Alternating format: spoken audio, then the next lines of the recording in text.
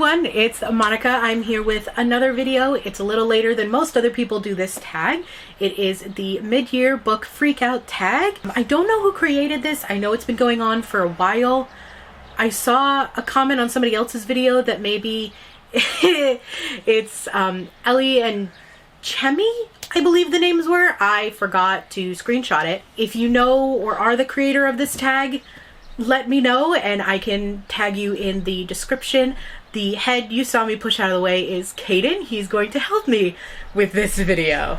Do you wanna say hi? Is that okay with mommy? That's fine. You wanna say hi? Hi. Hi. So he's going to be handing me the books as I need them. So the first question on the mid-year freakout is the best book I have read so far this year. And that book is Iron Vow by Julie Kagawa. This is the third and final book in Ebb and Fall. I read this in May, and it's the best book that I've read so far this year. What do you think? What's the best book you've read this year? Like what I have? Yeah, what's the best book you've read? I love the Larry books. You like your Larry books? Yep, Larry books. Yeah, what books are those? Do you know the names? Larry. Okay. Question 2 is the best sequel you have read so far this year. And the only sequel I have read so far this year is Heartstopper Volume 2 by Alice Oseman. It's the only sequel I've read out of everything that I've read this year. There are 2 other sequels I want to read this year. I'll get to those later. So questions 3 and 4 I'm going to put together because I don't keep up well with new releases if they're not my auto-buy authors. So I don't have any new releases that have already come out that I still need to read, nor do I have any anticipated releases to come out later this year because I just don't keep up with those. Number 5 is my biggest disappointment or disappointments this year, and I would say part of my biggest disappointments is that I haven't had a full 5-star read yet this year. The highest I've gotten with rating, because I rate on Storygraph, is a 4.75, which is pretty good, but I haven't hit that 5-star read yet. But other than that, my first disappointment is my first DNF of the year. So that is The Three Musketeers by Alexandre Dumas. It's a disappointment just because I DNF'd it and I thought I could get through it and I couldn't. The next disappointment, it's not a big disappointment. It's Fangs by Sarah Anderson. I just didn't love it as much as I thought I would from the reviews and the concept. I love vampires and stuff, and the story of a vampire and a werewolf falling in love sounded like a really cool concept, and I just didn't love it as much as I thought I would. Number 6 is the biggest surprise for you this year, and that is, you want to hold them? Yeah. You want to hold them up? Okay. And that is If the Shoe Fits by Julie Murphy.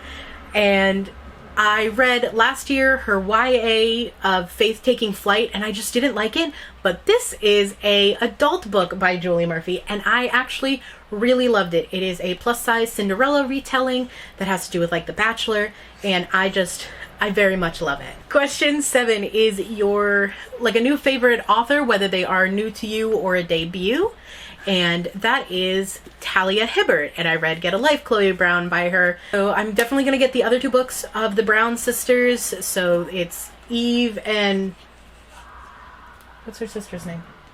What's the other sister? I'm definitely going to get the other 2 Brown sister books, just to see what those are, because I definitely liked Chloe Brown. Number 8 is your newest fictional crush, and I don't feel like I've had fictional crushes in a while since I was really young, but looking over the books that I have read, it is definitely Henry from If the Shoe Fits.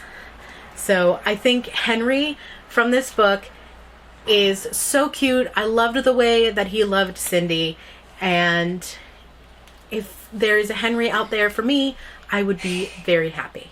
Number 9 is your new favorite character, and I really liked this character when I read the first volume, but I definitely liked her a lot more as the story progressed, and that is, you can't see her photo, but it's Tori Spring from Heartstopper, so Charlie's older sister.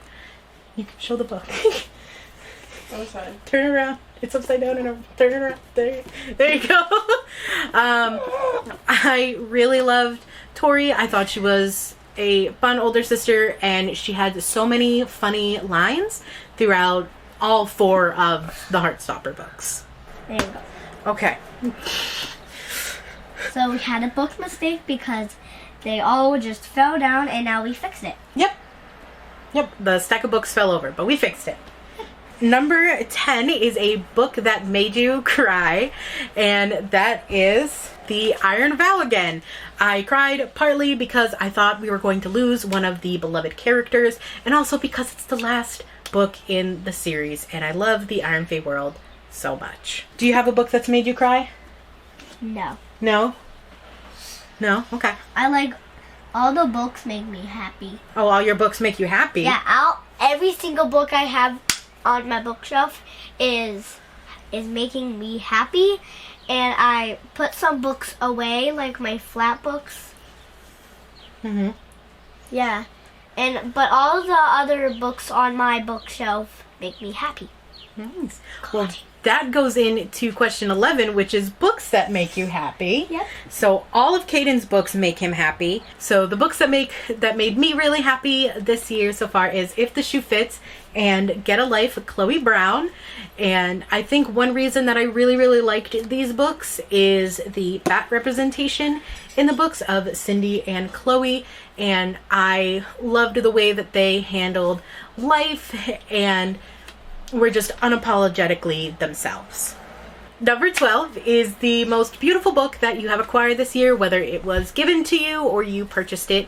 Both of them are books that I have purchased. So the first one is a Victorian posy. And I just really like it because it has this book sleeve, and the book is just so beautiful, and it's like beautiful in a subtle way. And I mean, hey, it's got its own sleeve. Get back in the sleeve, though. I can do it. Push it in. Okay. Awesome. Here we go. And then the other book that I think is just really pretty is A Psalm for Wild Things, and The Wild Built. This is by Becky Chambers, and I also think this book is just really pretty in kind of like a subtle way. Here, I'm gonna try and bring it closer to the camera. I just think in like a very subtle way, it's just very, very pretty. Number 13 is where we're getting fun, is books that you still want to read before the end of the year. And I have 4 books for that. The books that I want to read for the rest of the year is Harrow and Nona the Nine. These are books 2 and 3 of the Locked Tomb series. Last I knew it was a trilogy. However, when I looked inside this book earlier to see if it was a 2023 release, because I forgot, there's another book listed. So I don't know about that, but I need to read these. So this one is going to be scary because it's a snake, and it is this one. The Serpent's Curse. This one's scary too because it's like a skeleton snake. The Devil's Thief. The next 2 books that I definitely want to read within this year are another set of books 2 through 3 in a series. And that is The Devil's Thief and The Serpent Curse. And these are by Lisa Maxwell. They are part of the Last Magician series. And I had wanted to read these last year, and I didn't get to them. And I still haven't gotten to them this year. So let's see if I get to them. Do you think I'll be able to read these? I think. You think so? I like the books because they seem fun, because we have a skull one on Mummy's small bureau. Yeah, it's like a skull, like it's like Yeah, Mummy has a paper skull on her bureau. Question 14 is my favorite book to movie or book to screen adaptation. There are no books that I have read that have already turned into a book to screen adaptation this year.